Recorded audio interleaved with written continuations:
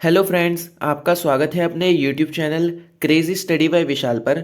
दोस्तों, आज की इस वीडियो में हम करेंगे भारतीय संविधान के संशोधन जो है, जितने भी संशोधन हुए हैं उसके बारे में डिस्कस करेंगे। सबसे पहले हमने लास्ट क्लास में हमने 1 से लेके जो है 50 तक के संशोधन कर लिए थे।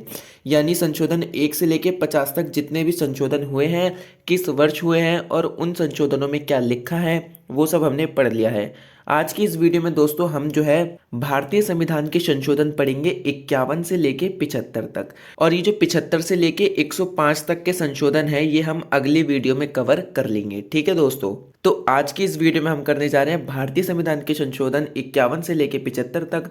आप इस पर ध्यान मत देना, ये जो है ये गलती से मिसप्रिंट हो गया है, तो आप इसको इग्नोर करना। ठीक है, आज की हमारी इस वीडियो का सबसे पहला संशोधन होने वाला है 51वां संविधान संशोधन 1984।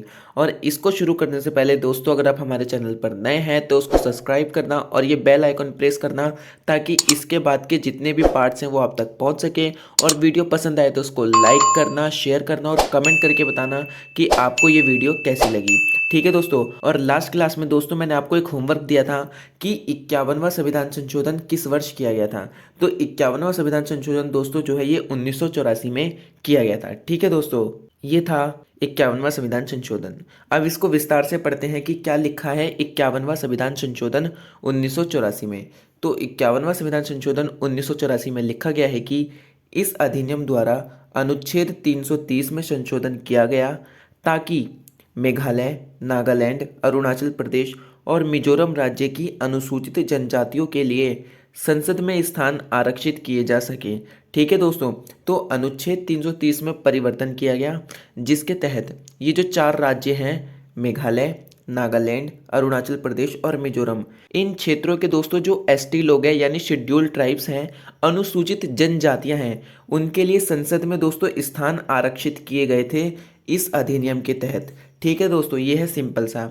उसके बाद इसके साथ एक और काम किया गया, साथ ही साथ स्थानीय जनजातियों की आकांक्षाओं को पूरा करने के लिए अनुच्छेद 332 में संशोधन करके नागालैंड और मेघालय की विधानसभाओं में भी इसी तरह का आरक्षण किया गया। ठीक है दोस्तों, तो इसी के साथ दोस्तों अनुच्छेद 332 में भी संशोधन किया गया, जिसके तहत नागालैंड और मेघालय इन दोनों में जो विधानसभा है, इसमें जो है दोस्तों इन दोनों राज्य की जो अनुसूचित जनजातियां हैं उनको आरक्षण मिल सके। बात करेंगे 52वां संविधान संशोधन 1985 की। तो 52वां संविधान संशोधन 1985 के तहत दोस्तों अनुसूची 10 को जो है जोड़ा गया था, जिसमें हम सब जानते हैं दल बदल कानून पर रोक लगाई गई थी। भारत के संविधान में दोस्तों 12 अनुसूची है, उसमें से जो 10वें नंबर की अनुसूची है उसमें दल बदल कानून पर रोक लगाई गई है। इस संशोधन से पहले दोस्तों जो राजनीति थी, जो पॉलिटिक्स थी, वो इस वजह से गंदी कहलाई जाती थी, डर्टी पॉलिटिक्स कहलाई जाती थी कि लोग एक दल से दूसरे दल में चले जाते थे। पहले दोस्तों कोई भी व्यक्ति किसी भी पार्टी में से निकलकर जो है किसी और पार्टी में चला जाता था। ठीक है, तो इसी को रोकने के लिए जो है संसद ने एक बिल पारित किया, जिसको 52वां संविधान संशोधन 1985 कहते हैं। और इसके तहत अनुसूची 10 को जो है जोड़ा गया, जिसके तहत किसी भी व्यक्ति को दल बदलने से रोका गया। अगर कोई व्यक्ति दल बदलता है तो उसके सांसद होने की जो सदस्यता है उसको रद्द कर दिया जाएगा। अगर वो किसी विधानसभा में दल बदलता है तो उसकी उस सदस्यता को भी रद्द कर दिया जाएगा। ठीक है, सिर्फ इतना हुआ था 52वां संविधान संशोधन 1985 के तहत। और ये इम्पोर्टेंट है, इसको इम्पोर्टेंट भी मार्क कर लेना। ठीक है, उसके बाद बात करेंगे भारतीय संविधान का 53वां संविधान संशोधन 1986। इसके तहत मिजोरम राज्य के लिए विशेष प्रावधान किए गए थे। ठीक है, तो जो 53वां संविधान संशोधन 1986 में हुआ था वो मिजोरम राज्य के लिए हुआ था, जिसके तहत उसे कुछ विशेष प्रावधान दिए गए थे। ठीक है दोस्तों, अब बात करेंगे 54वां संविधान संशोधन अधिनियम 1986, जो कि उसी वर्ष हुआ था। इस अधिनियम के तहत दोस्तों उच्चतम न्यायालय और उच्च न्यायालय के न्यायाधीशों के वेतन को निम्न प्रकार से बढ़ाया गया था। भारत का मुख्य न्यायाधीश के वेतन को दोस्तों 10,000 रुपये प्रति माह बढ़ाया गया था। उच्चतम न्यायालय के न्यायाधीश का वेतन दोस्तों 9,000 रुपये बढ़ा दिया गया था। ठीक है, उच्च न्यायालय के मुख्य न्यायाधीश का वेतन जो है वो 9,000 रुपये और बढ़ाया गया। और उच्च न्यायालय के जो अन्य न्यायाधीश थे उनका वेतन जो है 8,000 रुपये बढ़ाया गया था। तो इस प्रकार से जो है ये वेतन बढ़ाया गया था 54वां संविधान संशोधन 1986 के तहत। ठीक है, उसी के साथ इसमें एक काम और किया गया, इस अधिनियम द्वारा द्वितीय अनुसूची के भाग घ में संशोधन करके वेतन को उपयुक्त प्रकार से बढ़ाया गया तथा अनुच्छेद 125 एवं 221 में यह प्रावधान रखा गया कि संसद कानून बनाकर भविष्य में न्यायाधीशों के वेतन में सुधार कर सकती है। अनुच्छेद 125 में दोस्तों जो सर्वोच्च न्यायालय है उसके न्यायाधीशों के वेतन एवं भत्ते के बारे में लिखा हुआ है और अनुच्छेद 221 में दोस्तों जो उच्च न्यायालय है, जो हाई कोर्ट है, उसके जो मुख्य न्यायाधीश एवं अन्य न्यायाधीश हैं उनके वेतन व भत्तों के बारे में बताया गया है। तो इतना काम हुआ था 54वां संविधान संशोधन 1986 में, जिसके तहत जो जजेस हैं उनकी जो सैलरी है, उनका जो वेतन है उसमें बढ़ोतरी की गई थी। ठीक है। उसके बाद 55वां संविधान संशोधन 1986 जो कि एक इम्पोर्टेंट संशोधन है, इसमें अरुणाचल प्रदेश भारत संघ का राज्य बना। ठीक है दोस्तों, तो जो 55वां संविधान संशोधन 1986 में हुआ था उसके तहत अरुणाचल प्रदेश को भारत के संघ में मिलाया गया, यानी भारत का एक राज्य बनाया गया। इससे पहले दोस्तों अरुणाचल प्रदेश का एक पुराना नाम था, उसको कहते थे नेफा। ये क्वेश्चन दोस्तों एग्जाम में कई बार पूछा गया है कि नेफा किस राज्य का पुराना नाम था। तो जो नेफा नाम है दोस्तों, नेफा इसकी फुल फॉर्म होगी north east frontier of Assam. ठीक है, तो ये जो है ये नेफा नाम था अरुणाचल प्रदेश का। ठीक है। उसके बाद 56वां संविधान संशोधन 1987 में हुआ, जिसके तहत गोवा को भारत का 25वां राज्य बना दिया गया। तो 56वां संविधान संशोधन 1987 के तहत गोवा को भारत का 25वां राज्य बना दिया गया था। इंपॉर्टेंट है और इसको इंपॉर्टेंट मार्क कर लेना। ठीक है। उसके बाद 57वां संविधान संशोधन 1987 में हुआ। इसके तहत लोकसभा में नागालैंड, मेघालय, मिजोरम और अरुणाचल प्रदेश इन 4 राज्यों की अनुसूचित जनजातियों के लिए स्थान आरक्षित करने के विषय में बताया गया था। यानी ये जो 4 राज्य मैंने अभी आपको बताए हैं, इनमें दोस्तों जो इनमें लोकसभा है, लोकसभा की जो सीटें हैं उनके लिए अनुसूचित जनजाति जो है इन राज्यों में उनके लिए स्थान आरक्षित रखे गए थे। यानी इन 4 राज्यों की जो जनजातियां हैं, एसटी लोग हैं, उनके लिए लोकसभा में सीटें आरक्षित की गई। यहाँ पे भी आरक्षण दिया गया। ठीक है। उसके बाद 58वां संविधान संशोधन 1987 में हुआ, जिसके तहत राष्ट्रपति को संविधान की प्राधिकृत हिंदी पाठ का प्रकाशित कराने का अधिकार दिया गया। ठीक है। और ये अधिकार अनुच्छेद 394 के तहत दिया गया था। यानी राष्ट्रपति को ये अधिकार दिया गया कि जो संविधान है, संविधान हमारा इंग्लिश भाषा में लिखा गया था। ठीक है, तो उसको हिंदी में ट्रांसलेट करने के लिए राष्ट्रपति को ये अधिकार दिया गया था 58वां संविधान संशोधन 1987 के तहत। ठीक है। और ये जो है दोस्तों ये अनुच्छेद 394 में डाल दिया गया। हम सब जानते हैं अनुच्छेद 394 में ये भी कहा गया है कि जो भारत के संविधान के कुछ आर्टिकल हैं, यानी 15 अनुच्छेद हैं, वो 26 नवंबर 1949 से ही जो है वो लागू हो जाएंगे। ठीक है। वो आर्टिकल जो है वो मैंने आपको बताए थे, जो आर्टिकल वाली वीडियो थी। ठीक है। अगर दोस्तों आप सब चाहते हैं कि आप एक से लेके पूरे 395 प्लस आर्टिकल करें, तो ये जो ऊपर आई बटन में दोस्तों वीडियो आ रही है भारतीय संविधान की, इसको करें।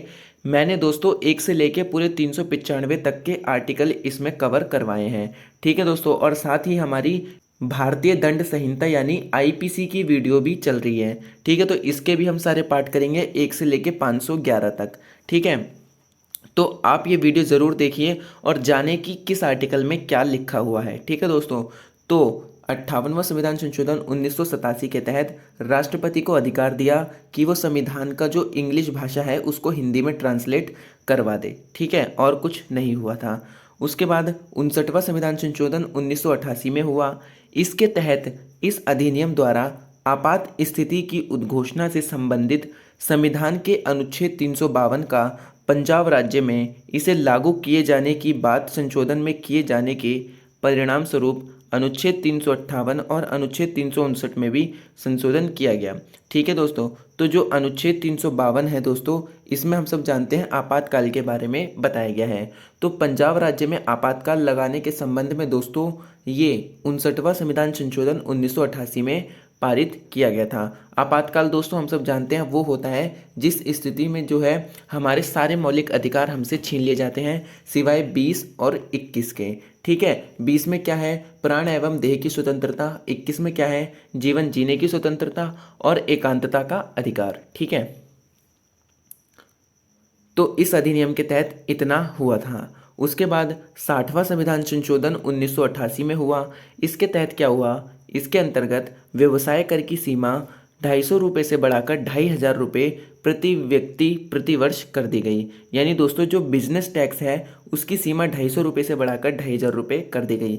यानी जो कर 250 रुपये पे लगता था अब वो जो है वो 2500 रुपये पर लगेगा। ठीक है, जैसे हम सब जानते हैं जीएसटी आने से पहले हमारी दोस्तों 2.5 लाख रुपये पर जो है वो टैक्स लगता था, लेकिन अब दोस्तों हमें 5 लाख रुपये तक की छूट है कि हम अगर एक साल में 5 लाख रुपये कमाते हैं तो हमें कोई भी टैक्स नहीं देना होगा। ठीक है दोस्तों, पहले ये छूट 2.5 लाख की थी लेकिन अब इसको बढ़ा के 5 लाख रुपये कर दिया गया है। ठीक है, उसके बाद 61वां संविधान संशोधन 1989 में हुआ, जिसके तहत दोस्तों वयस्क मताधिकार की न्यूनतम आयु को 21 वर्ष से घटाकर 18 वर्ष कर दी गई। और आज की वीडियो का सबसे इम्पोर्टेंट आर्टिकल है जो कि कई बार पूछा गया है, 61वां संविधान संशोधन 1989। दोस्तों इसमें जो है वयस्क मताधिकार यानी जो वोट देते हैं उसकी आयु को 21 वर्ष से बढ़ाकर 18 वर्ष कर दी गई। पहले 21 वर्ष थी, यानी व्यक्ति तभी वोट कर सकता है जब वो 21 वर्ष का हो जाएगा, लेकिन आज के समय में दोस्तों इसकी आयु जो है ये 18 वर्ष है। यानी 18 वर्ष से ऊपर के जितने भी व्यक्ति हैं उनको वोट देने का अधिकार है। ठीक है, इस आर्टिकल को जो है आप स्टार कर लेना, काफ़ी इंपॉर्टेंट और कई बार पूछा गया है। उसके बाद 62वां संविधान संशोधन 1989, इसके तहत दोस्तों आरक्षण की अवधि को 10 वर्ष और बढ़ा दिया गया। ठीक है दोस्तों, तो ये 1990 भी नहीं आया था, उससे पहले ही संशोधन कर दिया कि आरक्षण एससी और एसटी वर्ग के जो लोग हैं उनको आरक्षण 2000 तक दिया जाएगा। यानी सन 2000 तक उनको आरक्षण मिलता रहेगा हर चीज़ में, चाहे वो पद हो या किसी स्कूल में उनके लिए सीट की जगह हो। ठीक है, तो ये हुआ था 62वां संविधान संशोधन 1989 के तहत। उसके बाद 63वां संविधान संशोधन हुआ 1989 में ही, और इसमें क्या किया गया था दोस्तों, संविधान 59वां संशोधन अधिनियम मार्च 1988 में लागू किया गया था। जो 59वां संविधान संशोधन था वो 1988 में लागू किया गया था, जिससे पंजाब में आपात स्थिति की घोषणा और राज्य में राष्ट्रपति शासन की अवधि के संबंध में कुछ परिवर्तन किए गए थे। ठीक है, इस पर पुनर्विचार करने पर सरकार ने निर्णय किया कि संशोधन में पंजाब में आपात स्थिति की घोषणा के संबंध में जिस विशेष अधिकारी की व्यवस्था की गई थी अब उसकी ज़रूरत नहीं है।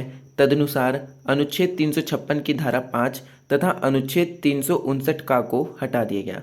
ठीक है दोस्तों, तो जो पंजाब राज्य में दोस्तों एक अधिकारी नियुक्त किया गया था आपातकाल की स्थिति की घोषणा करने और राष्ट्रपति को विभिन्न प्रकार की जानकारियां देने के लिए, अब उस अधिकारी को दोस्तों इस 63वां संविधान संशोधन 1989 के तहत हटा दिया गया है। ठीक है, ये हुआ था 1989 में, और साथ ही अनुच्छेद 356 की धारा 5 को हटा दिया गया था और अनुच्छेद 359A इसको भी हटा दिया गया है। तो अब हमारे संविधान में ये दोनों में से कोई भी नहीं है। ठीक है, इतना हुआ था 63वां संविधान संशोधन के तहत। फिर 64वां संविधान संशोधन हुआ 1990 में, और इसके तहत क्या किया गया, इस अधिनियम द्वारा संविधान के अनुच्छेद 356 की धारा 4 व 5 के अंतर्गत संविधान के अनुच्छेद 356 की धारा 1 के तहत पंजाब के संबंध में 11 मई 1987 को संशोधित की गई घोषणा की अवधि को 3.5 वर्ष के लिए और बढ़ा दिया गया। हम सब जानते हैं दोस्तों अनुच्छेद 356 जो है वो राष्ट्रपति शासन की बात कहता है। राष्ट्रपति शासन वो शासन होता है दोस्तों जब राज्यपाल के कहने पर राष्ट्रपति उसमें अनुच्छेद 356 के तहत अपनी एक शक्ति का प्रयोग करते हुए राष्ट्रपति शासन लगा देता है। राष्ट्रपति शासन में दोस्तों जो वहाँ की वर्तमान सरकार होती है वो भंग हो जाती है और सारा जो कार्यभार होता है वो उठकर राज्य सरकार की बजाय जो केंद्र है, केंद्र में राष्ट्रपति के पास आ जाता है। ठीक है, राष्ट्रपति या राज्यपाल इन दोनों के पास आ जाता है ना। तो इसी के संबंध में दोस्तों 11 मई 1987 को ये संशोधन किया गया था कि पंजाब में दोस्तों अब राष्ट्रपति शासन 3.5 वर्ष तक के लिए और बढ़ा दिया गया है। ठीक है, तो ये हुआ था 64वां संविधान संशोधन 1990 के तहत। उसके बाद 65वां संविधान संशोधन हुआ, ये भी 1990 में किया गया था। इसके तहत अनुसूचित जाति तथा अनुसूचित जनजातियों के आयोग का प्रावधान किया गया था। ठीक है दोस्तों, तो इस संशोधन के तहत एससी और एसटी वर्ग के लोगों के लिए एक आयोग का गठन किया गया था। अनुच्छेद 338 आर्टिकल 338 के तहत एससी आयोग का गठन किया गया और अनुच्छेद 338A के तहत जो है वो एसटी आयोग का प्रावधान किया गया था। ठीक है, ये आपको याद रखना है। पर ये जो है दोस्तों ये एक इम्पोर्टेंट संशोधन है, तो इसको भी आपको याद रखना है। ठीक है। उसके बाद 66वां संविधान संशोधन 1990 में किया गया और इसके तहत दोस्तों इस अधिनियम के तहत भूमि सुधार तथा कृषि भूमि सीमा से संबंधित राज्य सरकारों ने उन 55 नियमों को संविधान की 9वीं अनुसूची में शामिल तथा सुरक्षित कर दिया है, जिन्हें आंध्र प्रदेश, बिहार, गुजरात, हिमाचल प्रदेश, कर्नाटक, केरल, मध्य प्रदेश, चेन्नई, उड़ीसा, राजस्थान, तमिलनाडु, उत्तर प्रदेश, पश्चिम बंगाल और केंद्र शासित प्रदेश पुडुचेरी के प्रशासन ने इस आशय से बनाया था कि इन्हें अदालत में चुनौती नहीं दी जा सकती। दोस्तों सबसे पहले जो संविधान की 12 अनुसूची है उसमें से 9वीं अनुसूची के अंदर हम सब जानते हैं भूमि सुधार कानून की बात कही गई है। ठीक है। और 9वीं अनुसूची ऐसी अनुसूची है कि अगर हम उसके अंदर कोई विषय डाल देते हैं, कोई सब्जेक्ट डाल देते हैं, तो हम फिर उस चीज़ के ऊपर न्यायालय में नहीं जा सकते। ठीक है। तो ऐसा ही हुआ था 1990 में, जिसके तहत इन सारे राज्यों ने जो इसमें लिखे हुए हैं, इन सारे राज्यों ने जो है मिलकर 55 नियमों को उठाकर 9वीं अनुसूची में डाल दिया है ना। कब? 66वां संविधान संशोधन 1990 के तहत। अब वो 55 नियम क्या थे उनको आपको पढ़ने की कोई ज़रूरत नहीं है, सिर्फ इतना याद रखना है जो आपकी स्क्रीन पर लिखा हुआ है। ठीक है। तो ये हुआ था 1990 में, जो कि इन सारे राज्यों ने मिलकर किया था। उसके बाद दोस्तों 67वां संविधान संशोधन 1990 में किया गया, जिसके तहत संविधान के 64वें संशोधन के तहत पंजाब के संबंध में 11 मई 1987 को की गई घोषणा को 3.5 वर्ष किया गया था, जिसे अब बढ़ाकर 4 वर्ष किया गया है। ठीक है। 67वें संशोधन के तहत अनुच्छेद 356 की धारा 4 को पुनः संशोधित करके इस अवधि को बढ़ाकर 4 वर्ष कर दिया गया है। यानी दोस्तों जो राष्ट्रपति शासन पंजाब में लगाया गया था 64वें संविधान संशोधन के तहत, उसे 3.5 वर्ष किया गया था, लेकिन 67वां संविधान संशोधन किया गया जिसके तहत अब इसको 4 वर्ष कर दिया गया है। ठीक है दोस्तों। तो 4 वर्ष की अवधि राष्ट्रपति शासन की लगा दी गई थी पंजाब राज्य के अंदर। ठीक है। ये हुआ था 1990 में। उसके बाद 68वां संविधान संशोधन 1991 में किया गया और इसके तहत संविधान के 67वें संशोधन के तहत पंजाब के संबंध में 11 मई 1987 को की गई घोषणा को बढ़ाकर 4 वर्ष किया था। ठीक है। 68वें संशोधन के तहत अनुच्छेद 356 की धारा 4 को संशोधित करके इस अवधि को 5 वर्ष कर दिया गया। यानी दोस्तों पहले जो है पंजाब में राष्ट्रपति शासन की अवधि 3.5 वर्ष की गई, फिर एक संशोधन किया गया 4 वर्ष कर दी, और अब फाइनल में जो है वो अवधि एक बार और बढ़ाई गई जिसको 5 वर्ष कर दिया गया। यानी टोटल जो है पंजाब में राष्ट्रपति शासन 5 वर्ष के लिए लागू किया गया था और ये एक एक वर्ष जो है दोस्तों ये बढ़ाया गया था। ठीक है। उसके बाद 69वां संविधान संशोधन 1991 में हुआ, जो कि एक इम्पॉर्टेंट संशोधन था, एक इम्पॉर्टेंट अमेंडमेंट था। इसके तहत दोस्तों दिल्ली को राष्ट्रीय राजधानी क्षेत्र का दर्जा दिया, यानी एनसीटी का दर्जा दोस्तों जो है दिल्ली को दिया गया। नेशनल कैपिटल टेरिटरी जो है दिल्ली को कहा जाने लगा और साथ ही दिल्ली में 70 सदस्यों की एक विधानसभा का भी गठन किया गया।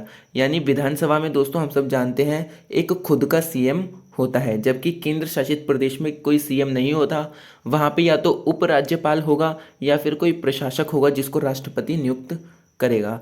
तो दिल्ली में 70 सदस्यों की विधानसभा गठित की गई, जिसमें आज वर्तमान में दिल्ली का मुख्यमंत्री अरविंद केजरीवाल है। ठीक है। ये हुआ था 69वां संविधान संशोधन 1991 के तहत और इसको आप इम्पोर्टेंट ज़रूर मार्क करना। ठीक है। उसके बाद दोस्तों अगले ही वर्ष एक और संशोधन किया गया जो कि 70वां संविधान संशोधन कहलाता है। ये 1992 में किया गया था और पौंडीचेरी को दोस्तों 30 सदस्यों की विधानसभा का गठन किया गया था। ठीक है। तो 69वें संविधान संशोधन 1991 के तहत दिल्ली में 70 सदस्यों की एक विधानसभा का गठन किया गया था और उसके अगले साल दोस्तों 1992 में पौंडीचेरी में 30 सदस्यों की विधानसभा का गठन किया गया था। यहाँ पर दोस्तों स्पेशल प्रोविज़न किए गए थे, तब जाकर पौंडीचेरी में 30 सदस्यों की विधानसभा का गठन किया गया था। हम सब जानते हैं अगर हमें किसी भी राज्य में विधानसभा का गठन करना है तो कम से कम वहाँ पर 40 सीटों का होना अनिवार्य है, लेकिन पौंडीचेरी में दोस्तों केवल 30 ही सीट थी। तो इसीलिए स्पेशल प्रोविज़न किए गए, राष्ट्रपति ने खुद हस्ताक्षर किए, तब जाकर वहाँ पे 30 सदस्यों पे ही एक विधानसभा का गठन कर दिया गया था। ठीक है दोस्तों, तो ये थी दोस्तों आज की वीडियो, जो कि 51 से लेके 70 तक मैंने आपको भारतीय संविधान के संशोधन बता दिए। अगली वीडियो में दोस्तों हम जो है 70 से लेके पूरे 105 तक कवर कर लेंगे, तो टेंशन की कोई बात नहीं है। ठीक है, अब मिलते हैं दोस्तों नेक्स्ट वीडियो में, क्योंकि ये वाली वीडियो काफ़ी लंबी हो गई है। दोस्तों अगर वीडियो पसंद आए तो उसको लाइक, शेयर और चैनल को सब्सक्राइब करना मत भूलना। धन्यवाद दोस्तों, जय हिंद दोस्तों।